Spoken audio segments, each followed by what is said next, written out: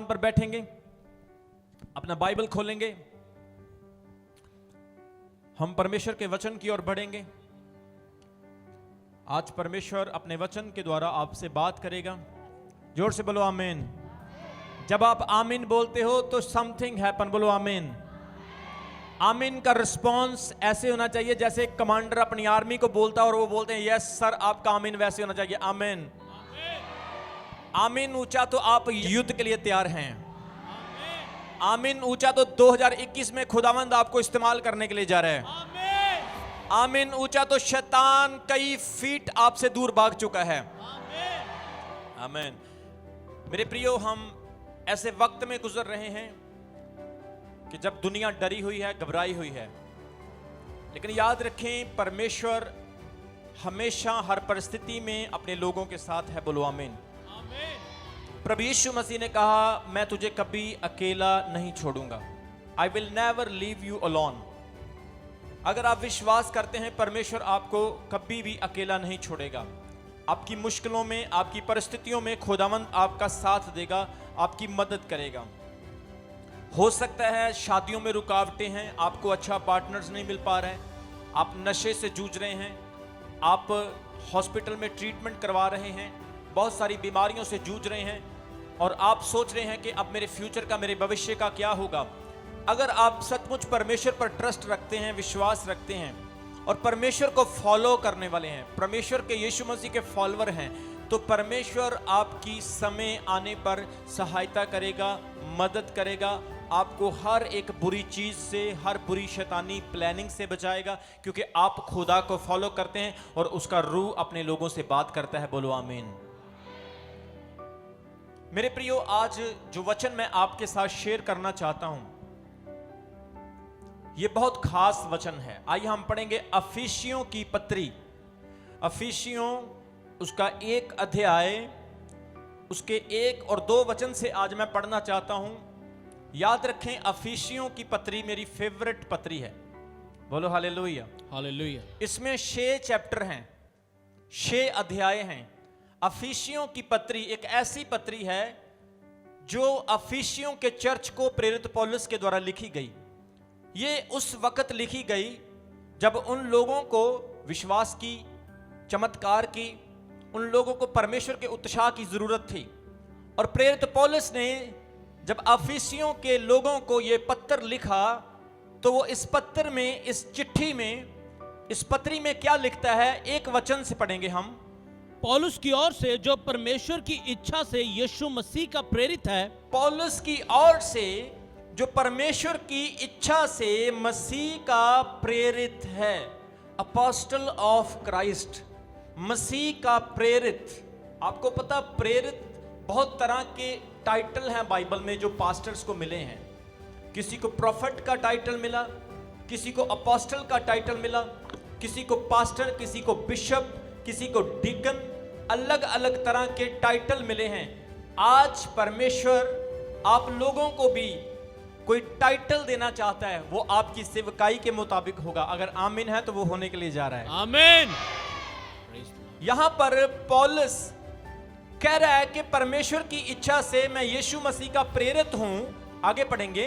उन पवित्र और मसीह यीशु में विश्वासी लोगों के नाम, उन पवित्र और यीशु मसीह में विश्वासी लोगों के नाम जो इफसुस में हैं, जो इफसुस में हैं। दो को पढ़ेंगे। हमारे पिता परमेश्वर और प्रभु यीशु मसीह की ओर से, हमारे परमेश्वर और प्रभु यीशु मसीह की ओर से तुम्हें अनुग्रह और शांति मिलती रहे। तुम्हें अनुग्रह और शांति मिलती रहे। कितने लोगों ने इस वचन को पढ़ा और सुना है? आपने कुछ इसमें समझा है प्रेरित पौलुस क्या कह रहा है? जैसे ये इफसस का चर्च है, आप चमकौर साहिब का चर्च हो। क्या मेरी बात को सुन रहे हैं? आप चमकौर साहिब का चर्च हो और परमेश्वर आपसे कुछ कह रहा है। क्या कह रहा है? प्रेरित पौलुस इफसस के चर्च को क्या कह रहा है? वो कह रहा है कि पौलुस की ओर से जो परमेश्वर की इच्छा से यीशु मसीह का प्रेरित है, उन पवित्र और मसीह यीशु के विश्वासी लोगों के नाम जो इफसस में हैं। यहां पर एक शब्द आया है, उन पवित्र। क्या शब्द आया यहां पर? उन पवित्र। मैं आपकी आवाज सुनना चाहता हूं। जो लोग फर्स्ट टाइम आए हैं, आप भी आज वचन को सुने। क्या यहां पर जिक्र आया है? पवित्र। पवित्र को इंग्लिश में क्या कहते हैं? होली के अलावा एक और शब्द है। होली के अलावा एक और शब्द है, मेरी इंग्लिश के बाइबल में लिखा, to the saints who are in a ship, Ephesians, Ephesus, saint. कौन सा शब्द आया? हिंदी में लिखा है पवित्र लोग, और इंग्लिश में लिखा है संत। कई बार आपने सुना होगा पंजाबी में कुछ लोगों को संत कहा जाता है, और इंग्लिश में भी सेंट कहा जाता है। याद रखें, प्रेरित पौलुस अफिसियों की कलीसिया को भाई बहन नहीं कह रहा है। प्रेरित पौलुस अफिसियों की कलीसिया को दोस्त नहीं कह रहा है, वो उनको संत बोल रहा है। संत बनना कोई आसान काम नहीं है। क्रिश्चियनिटी में, मसीहत में संत बनने के लिए कई कई साल लग जाते हैं। संत उस व्यक्ति को बनाया जाता है जिस व्यक्ति का कैरेक्टर बिल्कुल सही हो, पवित्र हो, जिसने अपना पूरा जीवन भलाई के कामों के लिए और दुनिया के भले के कामों के लिए लगाया गया, उसे संत का रुतबा मिलता है। और यहां पर अफिसियों की कलीसिया को प्रेरित पौलुस ग्रीटिंग करता है संत वर्ड के साथ। बोलो हालेलुया, हालेलुया, जोर से बोलो हालेलुया। हालेलुया। मेरे प्रियो, ऐसे भी आपने नाम सुने होंगे जिनके साथ संत लगता है, जैसे संत फ्रांसिस, संत एंथोनी, संत पीटर, संत जॉन। संत के नाम से बहुत सारे लोगों को ग्रीट किया जाता है। हिस्ट्री में ऐसे ऐसे परमेश्वर के नबी हुए हैं जिनकी जिंदगी में बहुत बड़े काम हुए, जिन्होंने बहुत मेहनत की, जिन्होंने परमेश्वर का बहुत काम किया, लेकिन उनको संत का रुतबा नहीं मिला। ऐसे भी लोग, ऐसे भी नबी हुए, ऐसे भी अपोस्टल हुए, ऐसे भी पास्टर हुए जो पूरी जिंदगी सेवा करते रहे और मरने के बाद उन्हें संत का रुतबा मिला। लेकिन आप कितने ब्लेस्ड लोग हो, आप कितने धन्य लोग हो, आप कितने परमेश्वर के करीब लोग हो कि आपने कोई डिग्री नहीं ली, आपने कोई हार्ड वर्क नहीं किया, आप मरे नहीं, आप जीवत जी यीशु मसीह के लहू के द्वारा संत बन चुके हैं। संत। प्रेरित पौलुस अफिसियों की कलीसिया को संत कहता है। आज बहुत सारे लोग सोचते होंगे, ओ मैं तो अभी पास्टर बनने के भी लायक नहीं हूं, मैं तो अभी ब्रदर कहलाने के भी लायक नहीं हूं, मैं तो अभी एक छोटे लेवल की सेवकाई भी नहीं कर सकता हूं। संत कोई सेवकाई नहीं है मेरे प्रियो। संत कोई पोजीशन नहीं है, संत एक क्वालिटी है, संत एक होलीनेस, पवित्रताई है। अगर आप अपना जीवन पवित्रताई से गुजार रहे हो तो आपने अपने आप को दुनिया से सेपरेट किया है, आपने अपने आप को यीशु मसीह के काम के लिए अलग किया है, तो परमेश्वर आपको बाइबल के संत कहता है, यीशु मसीह के संत कहता है। जोर से बोलो आमीन। आमीन। वचन में लिखा है, वो कहता है कि तुम जो अफिसियों में संत हो। मेरे प्रियो, आज मैं आपको पवित्र बाइबल से संतों की 6 क्वालिटी बताऊंगा। 6 क्वालिटी ऑफ द सेंट्स आज मैं आपको बाइबल से बताऊंगा। सबसे पहली क्वालिटी संतों की क्या होनी चाहिए? अफिसियों उसका 1 अध्याय उसके 13 वचन से पढ़ेंगे।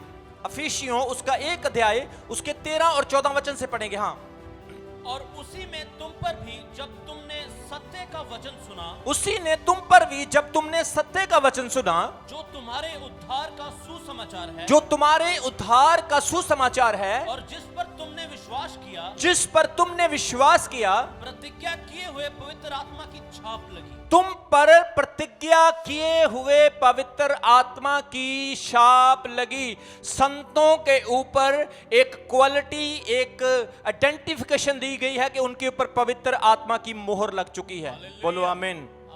मेरे प्रियो, वो कहता है कि संतों की सबसे पहली क्वालिटी क्या है? ऐसे संत जिन पर पवित्र आत्मा की छाप लगी है, sealed by the Holy Spirit. क्या मतलब है कि आप पर पवित्र आत्मा की छाप लगी हुई है? क्या मतलब है कि आप पवित्र आत्मा की छाप से परमेश्वर के लिए अलग किए गए हो? क्योंकि पवित्र आत्मा की छाप के यानी मोहर के अलग अलग मतलब हैं। मैं पवित्र आत्मा की मोहर के आज आपको 3 मतलब बताऊंगा।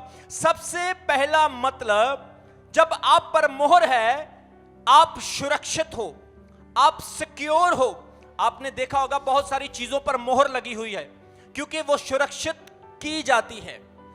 आप मोबाइल फोन ऑनलाइन मंगवाते हो, उसके ऊपर भी एक सील लगी होती है ताकि कोई भी व्यक्ति उस मोबाइल फोन को खोल ना सके। आप कोई कपड़ा लेकर आते हो, उस पर भी एक ब्रांड होता है। आप वॉच खरीदते हो, HMT की वॉच हो सकती है, अरमानी की वॉच हो सकती है, टॉमी एंड हिलफिगर की वॉच हो सकती है। आप कपड़ा खरीदते हो, कई ज़ारा का कपड़ा होता है, कोई जॉन एंड लुइस का कपड़ा होता है, कोई नेक्स्ट कंपनी का, कोई मार्क एंड स्पेंसर्स का होता है। अलग अलग कंपनीज के ब्रांड हैं। कपड़े का ब्रांड अलग है, घड़ियों का ब्रांड अलग है, गाड़ियों का ब्रांड अलग है। गाड़ियों का कौन कौन सा ब्रांड होता है? टोयोटा का ब्रांड, मारुति का ब्रांड, BMW, ऑडी और बहुत बड़े बड़े ब्रांड हैं।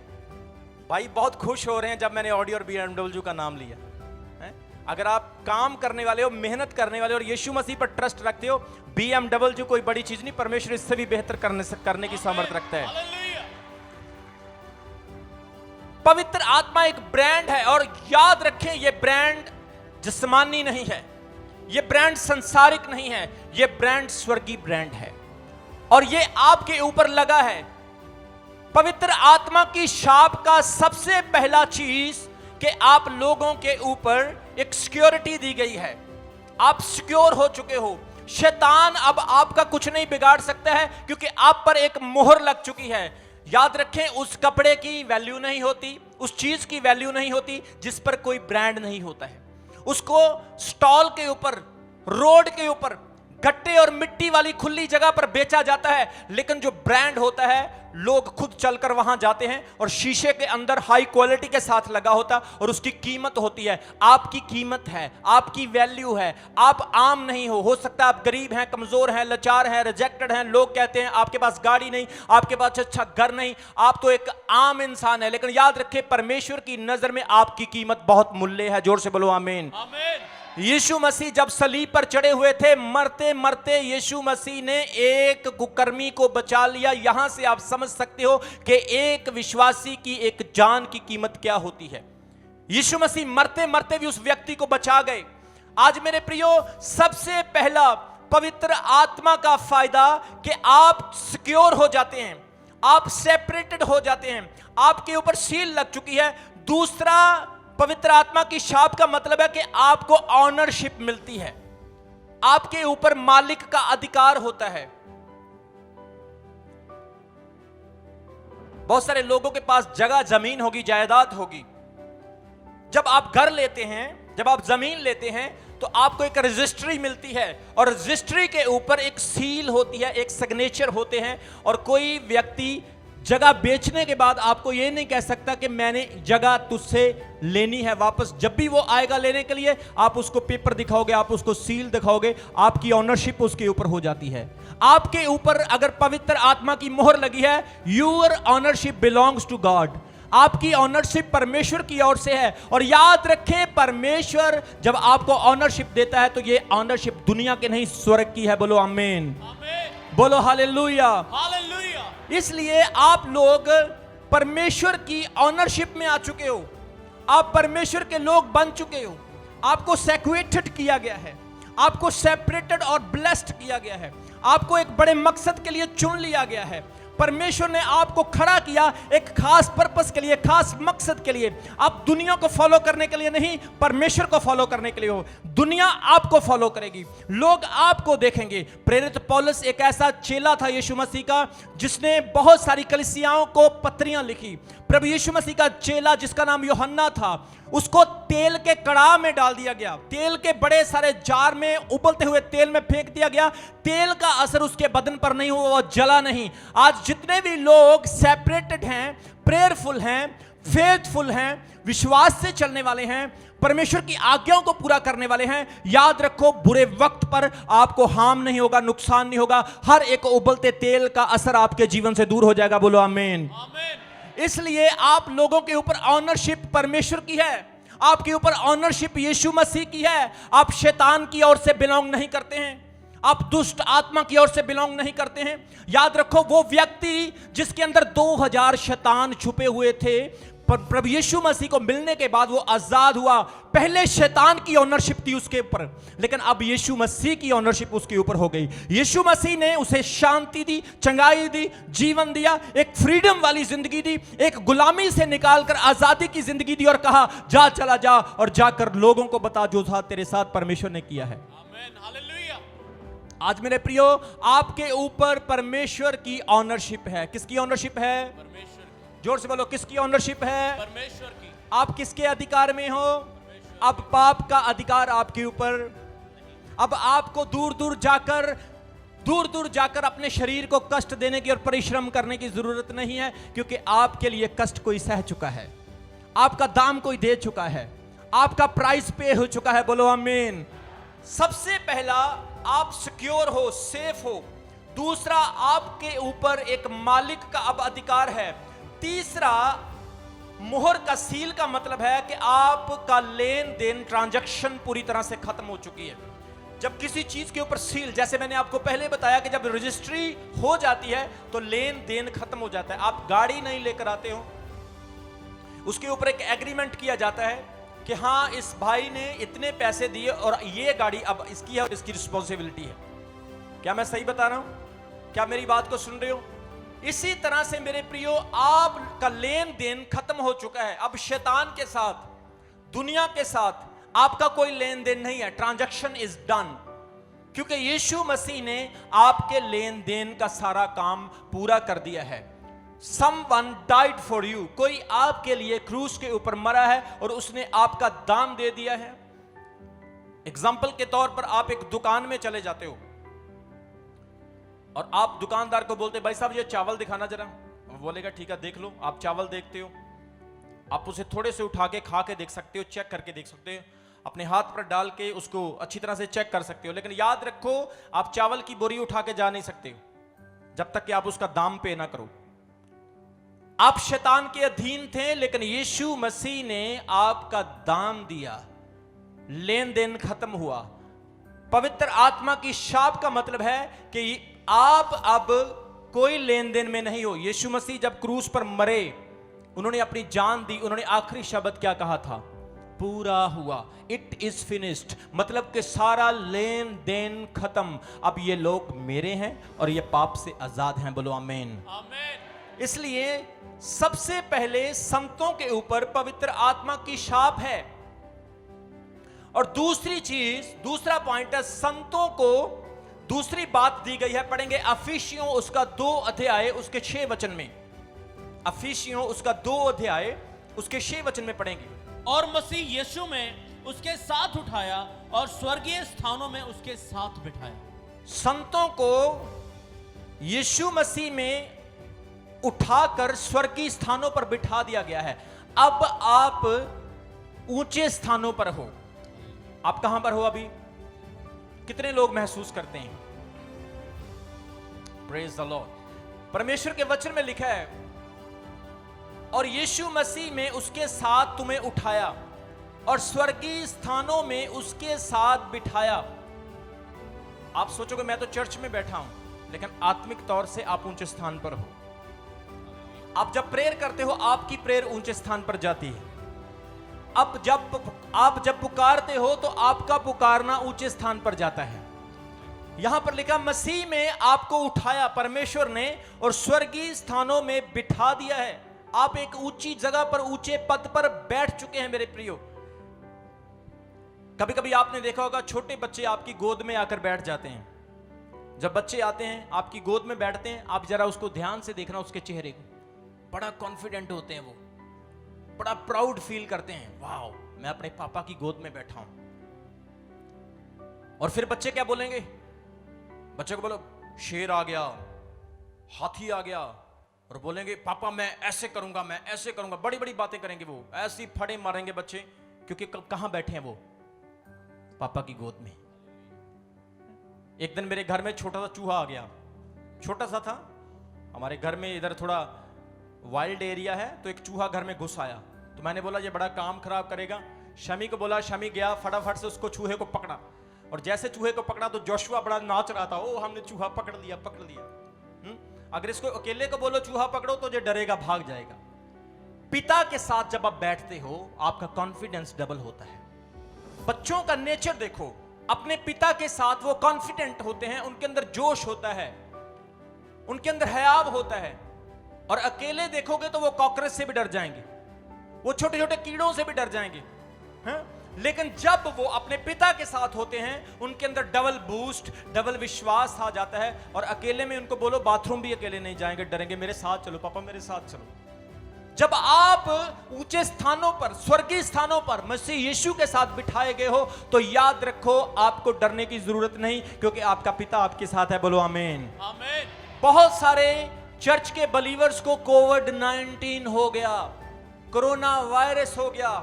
मैंने ऑनलाइन उनके लिए प्रार्थना की और उनको यही कहा, डरने की जरूरत नहीं है, क्योंकि तुम स्वर्गीय स्थानों पर बैठे हो, तुम्हारा पिता तुम्हारी प्रार्थना को सुनता है। हमारे चर्च में एक भी व्यक्ति की कोरोना वायरस से मौत नहीं हुई है। बोलो आमीन।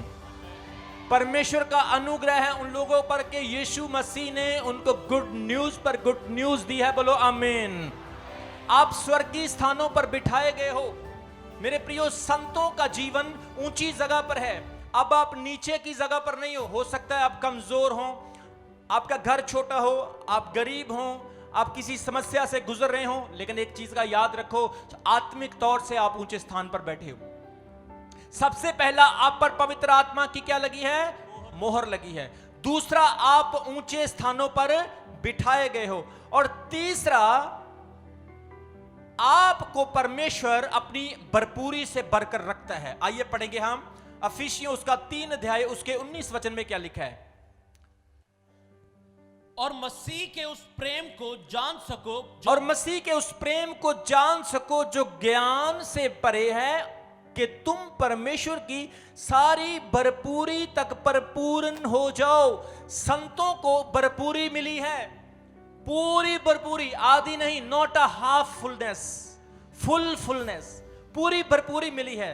जब आप चर्च में आते हो, बहुत सारे लोग कहते हैं मैं चर्च में आया, चर्च में आते ही ठीक हो गया, मेरे कमर में दर्द हो रहा था, मेरा दर्द चला गया। कुछ लोग टेस्टमनी देते, मैं चल नहीं सकता था, चलने लगा। पिछले से पिछले संडे एक टेस्टमनी थी, किसी की हड्डी टेढ़ी थी, प्रार्थना के द्वारा चर्च में आते उसकी हड्डी सीधी हो गई। किसी को आंखों से दिखाई नहीं देता था, दिखने लग गया, सुनाई नहीं देता था, सुनने लग गया। भरपूरी में आ गए, फुलनेस में आ गए।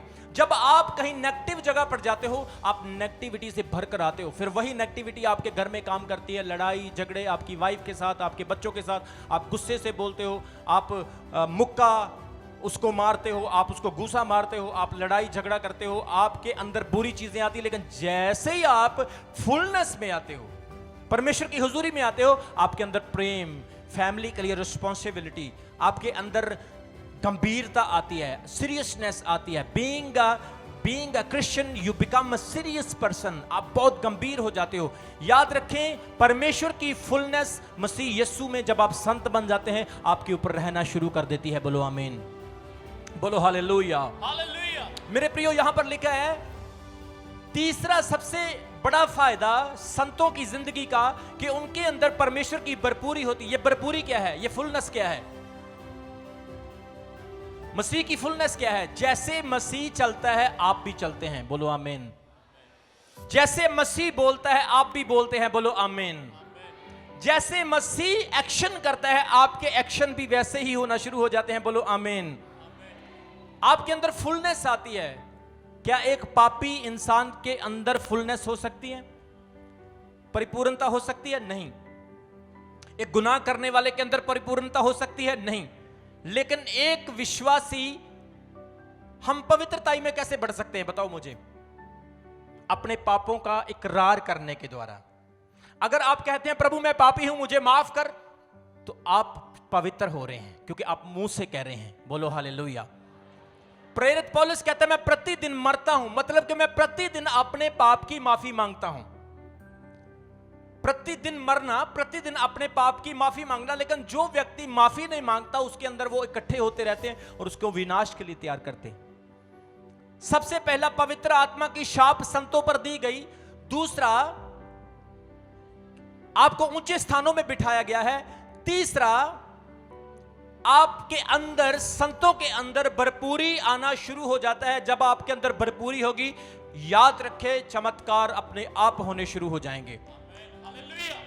जब आपके अंदर भरपूरी होगी, याद रखे काम अपने आप बनने शुरू हो जाएंगे। जब आपके अंदर भरपूरी होगी, आप किसी भी नेगेटिव जगह पर खड़े हो जाएंगे, शैतान को ट्रबल होना शुरू हो जाएगा। शैतान सुस्त व्यक्ति से कभी नहीं डरता, शैतान डरता है तो प्रार्थना करने वाले और भरपूरी से भरे हुए व्यक्ति से। बोलो हालेलुया।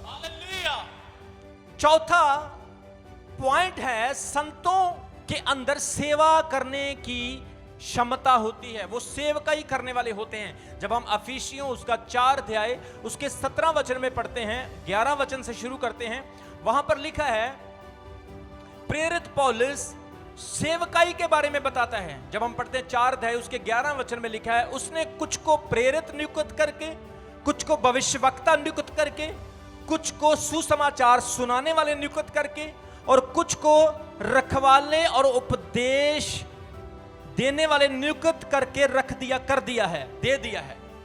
क्या मेरी बात को सुन रहे हैं? यहां पर प्रेरित पौलुस 5 तरह की सेवकाई बता रहा है संतों की। कितने प्रकार की सेवकाई?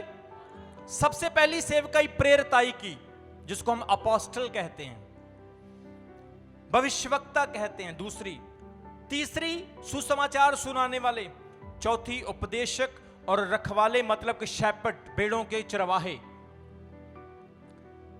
मेरे प्रियो, अपोस्टल बनना शायद हार्ड हो या प्रॉफिट बनना हार्ड हो, लेकिन सुसमाचार यानी एवेंजलिस्ट बनना हार्ड नहीं है।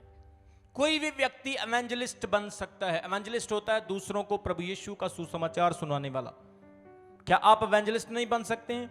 वादा करो 2021 में आप एक नया एवेंजलिज्म शुरू करने के लिए जा रहे हो।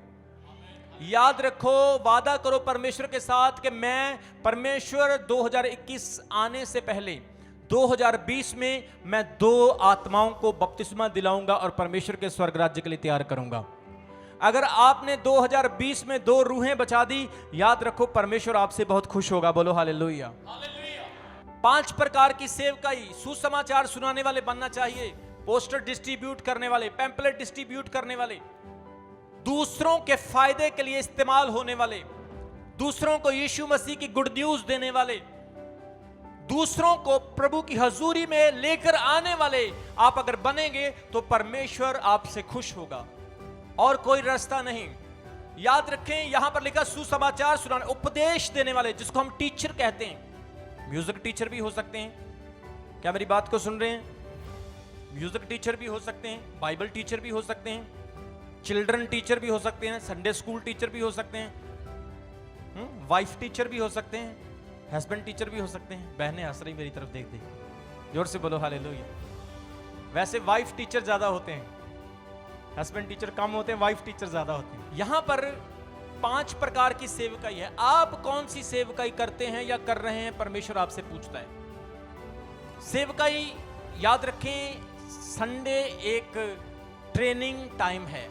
संडे क्या, एक आवाज, चर्च की आवाज आनी चाहिए। संडे क्या, संडे एक ट्रेनिंग टाइम है, और मंडे से आपका वर्किंग टाइम शुरू हो जाता है। जो आपने संडे ट्रेनिंग लिया, आपने मंडे से उसके ऊपर क्या काम किया? आपने अपने घर के, अपने बिजनेस के, अपने बच्चों के काम किए, बहुत किए, लेकिन परमेश्वर के लिए कितना किया? बोलो हालेलुया। संतों के अंदर यह क्वालिटी है कि वो लोगों को सिखाने वाले होंगे, लोगों को टीच करने वाले होंगे, वो चरवाहों की तरह काम करेंगे। याद रखें, चरवाहा भेड़ों को जन्म नहीं देता, भेड़ें भेड़ों को जन्म देती हैं। चरवाहे का काम भेड़ों को चराना होता है। दाऊद भेड़ें चराता था, राजा बना। मूसा अपने ससुर यित्रो की मदियान देश में भेड़ें चराता था, वो क्या बना? एक नबी बना। और बाइबल में बहुत सारे ऐसे लोग जो भेड़ें चराते थे, बहुत सारे ऐसे भेड़ें चराने वाले थे जिन्हें परमेश्वर ने स्पेशल बनाया, खास बनाया। आप लोग भी भेड़ें चराने वाले हों, भेड़ों को सिखाने वाले हों, भेड़ों को ऐसा बनाएं, भेड़ें ऊन भी दें, दूध भी दें, और भेड़ों को, नई भेड़ों को जन्म भी दें। बोलो हालेलुया। इसलिए चौथी संतों की क्वालिटी क्या है कि वो सेवकाई करने वाले हों, उनके अंदर सेवकाई करने वाला स्पिरिट होना चाहिए। और पांचवी संतों की क्वालिटी क्या है कि वो संत, वो लोग जो पवित्र किए गए हैं। आइए हम पढ़ेंगे अफिसियों उसका 5 अध्याय उसके 25 वचन से लेकर उसके 27 वचन तक। अफिसियों उसका 5 अध्याय मैं 22 से पढ़ूंगा। हे पत्नियों, अपने अपने पति के अधीन रहो जैसे प्रभु के। क्या आपने मेरी बात को सुना? ये सिर्फ वाइफ के लिए या हस्बैंड के लिए वचन नहीं है। ये वाइफ, हस्बैंड, परमेश्वर का यानी यीशु मसीह का और कलीसिया का भी आत्मिक सिंबलिज्म, एक प्रतीक है। क्या आपको समझ आई? यहां पर लिखा है, हे पत्नियों, अपने अपने, अपने अपने को आप अंडरलाइन कर सकते हो। यहां पर लिखा है, हे पत्नियों, अपने अपने, बहनें भी अपने अपने पतियों के क्या रहो? अधीन रहो। क्योंकि पति पत्नी का क्या है? सिर है, जैसे कि मसीह कलीसिया का सिर है और स्वयं ही देह का उद्धार करता है। पर जैसे कलीसिया मसीह के अधीन है, वैसे ही पत्नियां भी हर बात में अपने अपने पति के अधीन हो। 25 में लिखा, हे पतियों, अपनी अपनी पत्नी से प्रेम रखो, जैसा मसीह ने भी कलीसिया से प्रेम करके अपने आप को उसके लिए दे दिया। 26 में लिखा, जो मेरा पॉइंट है 26 में है कि उसको वचन के द्वारा जल के स्नान से शुद्ध करके पवित्र बनाएं। संतों की 5वीं क्वालिटी के उनको पवित्र बनाया गया है, जल से और आत्मा से। पवित्रता क्या है? What is the holiness? Sanctified करना, सेपरेटेड करना।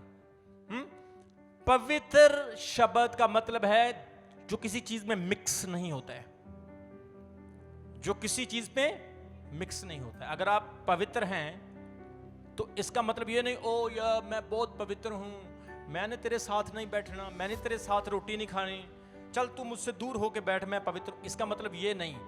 अंदर से आपका कनेक्शन खुदा के साथ जुड़ा हुआ है और आप कभी भी दुनियावी चीजों के लिए नहीं, परमेश्वर के मकसद के लिए सैंटिफाइड यानी पवित्र किए गए हो। पवित्र शब्द बहुत इंपॉर्टेंट शब्द है। अलग किए हुए लोग। बहनें मेरी आवाज को सुन रही हैं? आपको समझ आ रही है? कभी कभी मैं लोगों पर हाथ रखता हूं, लोग चंगे क्यों हो जाते हैं? क्योंकि मैंने अपना जीवन पवित्रताई में रखा हुआ है। मैं इस चीज को अंडरस्टैंड करता हूं कि मैं एक काम के लिए, एक मिशन के लिए सेपरेट किया गया हूं। मैं दूसरे कामों के लिए नहीं बना हूं। नहीं है। अभी ब्रदर शमी की शादी हुई, आप सबने देखा होगा, हमारे डीजे पे ऊपर कोई दूसरा गीत नहीं चला, सारे मसीह गीत चले और मैं भी नाचा। जोर से बोलो हालेलुया। Sanctification, sanctification. शमी की शादी पे पंगड़े वाले आए हुए थे, वो जो पंजाबी सूट पहनते हैं ना और लाठी वगैरह लेके वो डांस करते हैं, वो भी आए हुए थे। वो भी मसीह गीतों पे नाच रहे थे और मैं हैरान हुआ, वो प्रभु को नहीं जानते हैं, ना वो विश्वासी हैं, लेकिन वो मुंह हिला हिला के गीत गा रहे हैं। पवित्रताई जीवन। याद रखो प्रियो, यीशु मसीह को दुनिया में सबसे ज्यादा ग्रहण करने वाले लोग इसीलिए हैं क्योंकि यीशु मसीह के अंदर एक बहुत बड़ा स्टैंडर्ड है, वो है पवित्रताई। उस स्टैंडर्ड को कोई मैच ही नहीं कर पा रहा है, उस स्टैंडर्ड के बराबर कोई आ ही नहीं पा रहा है, क्योंकि यीशु मसीह ने कहा मैं पवित्र हूं, तुम भी पवित्र हो। मैं जानता हूं कि कोई भी व्यक्ति 100% पवित्र नहीं हो सकता है। यह काम बहुत कठिन है क्योंकि हम एक ऐसी गिरी हुई दुनिया में, फॉल वर्ल्ड में जी रहे हैं कि यहां पर पवित्र होना असंभव है। लेकिन फिर भी जो कोशिश करते हैं, जैसे प्रेरित पौलुस कहता है, मैं प्रतिदिन मरता हूं, प्रतिदिन मैं मरता हूं। प्रतिदिन मरने का मतलब अपने पापों को डिनाई करता हूं। बहुत सारी चीजें जो मुझे खुदा में बढ़ने के लिए रोकती, मैं उनको छोड़ देता हूं। यह है पवित्रताई का जीवन। कोशिश करें, पवित्रताई का जीवन गुजारने की कोशिश करें। एक एक चीज को अपनी जिंदगी से डिलीट करना शुरू करें। मैं सच्ची कह रहा हूं, आपको आनंद आएगा, आपको मजा आएगा, आप कहोगे सचमुच मसीह जिंदगी का आनंद बहुत ही अलग है। क्योंकि परमेश्वर ने एक ऐसा अंदर आनंद भर दिया है, परमेश्वर ने पता नहीं क्या अंदर एक ऐसी चीज, एक ऐसी उत्साहिता भर दी है कि दुनिया की चीजें अच्छी नहीं लगती है। अब तो सारा कुछ प्रभु में होना चाहिए। जैसा प्रेरित पौलुस कहता है कि जीना मेरे लिए मसीह और मरना मेरे लिए लाभ है। मैं खाता भी मसीह में हूं, मैं नाचता भी मसीह में हूं, मैं जाता भी मसीह में हूं, आता भी मसीह में हूं, मेरा हर काम मसीह में है। बोलो आमीन, बोलो हालेलुया। हमारे घर के पास जो पड़ोसी रहते हैं, हमारे पड़ोसी भी कहते हैं तुम्हारी शादियां सबसे बेस्ट होती हैं। ना कोई शराब होती है, ना कोई डीजे होता है, ना ऑर्केस्ट्रा होती हैं, लेकिन तुम्हारी शादियों में ऐसा लगता है कि उनसे भी बढ़कर कुछ हुआ है। मैंने बोला ग्रेस, हमारी शादियों में ग्रेस होती है। हम काना गलील की शादी की तरह नहीं करते कि एक तरफ यीशु मसीह को बुलाया और दूसरी तरफ मैं का इस्तेमाल हो रहा है। हम परमेश्वर को पहल देते हैं और दुनिया को बाद में देखते हैं। जब आप प्रभु को फर्स्ट प्रेफरेंस, पहला स्थान देखे प्रियो, परमेश्वर आपको सबसे पहला फल, सबसे फ्रेश ब्लेसिंग देगा। बोलो आमीन। संतों के अंदर आखिरी क्वालिटी क्या है कि वो आत्मिक युद्ध लड़ने वाले हैं। याद रखें, अफिसियों की पत्री के 6 चैप्टर हैं। कितने चैप्टर हैं? सारा चर्च बोले अफिसियों की पत्री के कितने चैप्टर हैं? 6 चैप्टर हैं। और मैंने कोई और बाइबल से आज किताब नहीं पढ़ी, मैंने 6 के 6 पॉइंट आपको 6 चैप्टर से बताए हैं। पहले से, दूसरे से, तीसरे से, चौथे से, 5वें से और 6ठे में से, अब आखिरी में से बता रहा हूं आपको। परमेश्वर कह रहा है कि आप लोगों ने आत्मिक युद्ध लड़ना है अगर आप अपने आप को संत समझते हो। जैसा कि अफिसियों उसका 6 अध्याय उसके 11 और 12 वचन में लिखा, प्रेरित पौलुस कहता है वहां पर, परमेश्वर के सारे हथियार बांध लो, परमेश्वर के सारे हथियार बांध लो ताकि तुम शैतान की युक्तियों के सामने खड़े रह सको। ताकि तुम शैतान की युक्तियों के सामने खड़े रह सको। ये वक्त शैतान के साथ लड़ने वाला है। बहुत सारे लोग प्रभु में आते हैं, आते कहते हैं जब से मैं प्रभु में आया हूं मेरे पर दुख आने लगे हैं। जब से मैं प्रभु में आया हूं थोड़ा सा मैं ठीक नहीं रहता हूं। याद रखो, शुरुआत में शैतान को भी प्रॉब्लम होती है और वो आपके खिलाफ युद्ध छेड़ देता है। इसलिए प्रेरित पौलुस अफिसियों की कलीसिया को चेतावनी दे रहा है, जब प्रभु में तुम आते हो तो याद रखो तुम एक युद्ध में आ जाते हो। बोलो आमीन। यहां पर लिखा है कि इसलिए तुम परमेश्वर के सारे हथियार, शस्त्र, वस्त्र बांध लो। आगे पढ़ेंगे, क्योंकि हमारा ये मल्ल युद्ध लहू और मांस से, हमारा युद्ध मांस और लहू का नहीं है, परंतु प्रधानों से है, अधिकारियों से है, और इस संसार के अंधकार के हाकिमों से, इस संसार के अंधकार के हाकिमों से है, और उस दुष्टता की आत्मिक सेनाओं से, उस दुष्टता की आत्मिक सेनाओं के साथ है जो आकाश में रहती है। शैतान कहां पर रहता है? कहां पर रहता है? मुझे आवाज नहीं आई चर्च की। शैतान कहां पर रहता है? दानियल की प्रार्थना कहां रोकी गई थी? सोचो, हमारे प्लान कितने ज्यादा फॉरवर्ड होने चाहिए। शैतान के प्लान बन चुके हैं, उसने 2025-30 तक अपने प्लान बना लिए हुए। लेकिन याद रखें, ये संसारिक और शैतानी योजना है, लेकिन हमें इस चीज से खुश होना चाहिए, इसके ऊपर भी एक पावर है जिसे हम सर्वशक्तिमान परमेश्वर यहोवा कहते हैं। जब वो योजना बनाता है तो शैतान की योजना धुएं के समान उड़ जाती है यीशु मसीह के नाम में। अभी हमारे चैनल को सब्सक्राइब करें। हमारे चैनल का नाम है रमन हंस मिनिस्ट्रीज और नीचे दिए गए बेल आइकन पर प्रेस करें। आप हमें फेसबुक पर भी फॉलो कर सकते हैं। हमारा फेसबुक पेज है रमन हंस मिनिस्ट्रीज। हमारा प्रेयर लाइन नंबर है 0160500800.